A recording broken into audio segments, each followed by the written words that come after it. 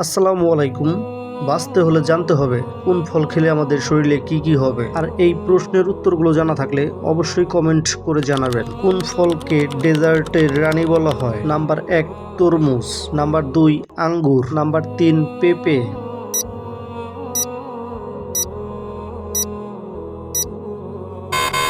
সঠিক উত্তরটি হবে নাম্বার 2 আঙ্গুর।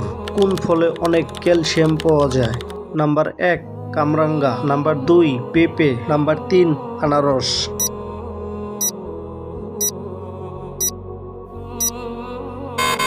সঠিক উত্তরটি হচ্ছে নাম্বার 2 পেঁপে। কোন ফল খেলে হাড় ও দাঁত মজবুত হয়? নাম্বার 1 সবেদা, নাম্বার 2 কলা, নাম্বার 3 আনারস।